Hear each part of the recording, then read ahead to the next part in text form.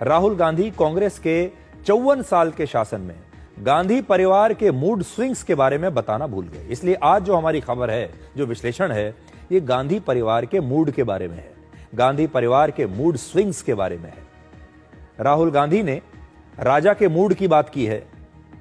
आज हम आपको बताते हैं कांग्रेस पार्टी के शीर्ष पर जो गांधी परिवार बैठा है उसके मूड के बारे में बताते हैं कि उसका मूड कब कब कैसे कैसे बदल जाता है और ये मूड स्विंग्स देश को कितने महंगे पड़े हैं। सच्चाई ये है कि गांधी परिवार के मूड स्विंग्स की इस देश ने और हमारे संविधान ने बड़ी महंगी कीमत चुकाई है। ये विश्लेषण ध्यान से सुनिएगा। गांधी परिवार के मूड स्विंग्स की वजह से देश में इमरजेंसी लगी, दर्जनों चुनी हुई राज्य सरकारों को बर्खास्त किया गया, कई मंत्रियों को उनके पद से रातों रात हटा दिया गया। गांधी परिवार के मूड स्विंग्स का जो सिलसिला है इंदिरा गांधी के जमाने से शुरू हुआ और अब राहुल गांधी के जमाने में भी वैसे ही जारी है। क्या गांधी परिवार के मूड स्विंग्स का इमरजेंसी से बड़ा कोई उदाहरण हो सकता है, आपातकाल से बड़ा उदाहरण? जरा देखिए इंदिरा गांधी के मूड स्विंग्स। इंदिरा गांधी ने 25 जून 1975 को देश में इमरजेंसी लगा दी और पूरा भारत 21 महीने एक जेल की तरह बन गया। विपक्ष के सभी बड़े नेताओं को जेल में डाल दिया, नागरिकों के मौलिक अधिकार छीन लिए गए। इंदिरा गांधी ने ही सबसे पहले सबसे ज्यादा बार धारा 356 का इस्तेमाल करके अलग अलग राज्यों में सरकारों को बर्खास्त करके राष्ट्रपति शासन लगाया था। इंदिरा गांधी ने करीब 40 बार से भी ज्यादा राज्यों में राष्ट्रपति शासन लगाया है, जो अपने आप में एक रिकॉर्ड है।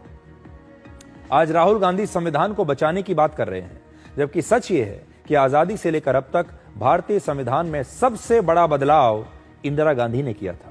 नवंबर 1976 में संविधान में 42वां संशोधन किया गया था, जिसमें 50 से ज्यादा बदलाव हमारे संविधान में किए गए थे। उस दिन किसका मूड खराब था?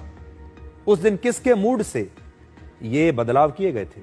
इतने ज्यादा बदलावों को देखकर कहा जाता है कि एक छोटा संविधान ही अलग से इंदिरा गांधी ने बना दिया था। इतने सारे बदलाव कर दिए कि अगर इनको लेकर एक अलग संविधान बनाया जाए तो वो भी आपको दिख जाता। और इन बदलावों में संविधान में 3 शब्द समाजवादी, धर्मनिरपेक्ष और अखंडता को जोड़ा गया था। संविधान के इन शब्दों पर आज तक विवाद चल रहा है।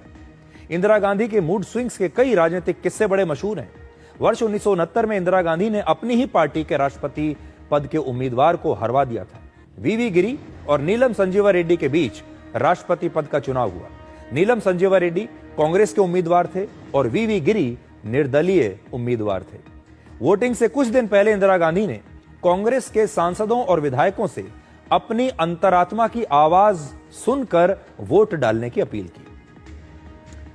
कांग्रेस के सांसद और विधायक समझ गए कि इंदिरा गांधी क्या कहने की कोशिश कर रही हैं। वो ये बताने की कोशिश कर रही हैं कि अपने ही उम्मीदवार को हरा दो, अपनी आत्मा की आवाज को सुनो। नतीजा ये हुआ कि कांग्रेस के जो प्रत्याशी हैं वो हार गए। वीवी गिरी मामूली अंतर से चुनाव जीत गए और कांग्रेस के उम्मीदवार नीलम संजीवा रेड्डी हार गए। ऐसा बताया जाता है कि इंदिरा गांधी ने नीलम संजीवा रेड्डी को सिर्फ इसलिए हरवा दिया क्योंकि वो उनकी पसंद के उम्मीदवार नहीं थे।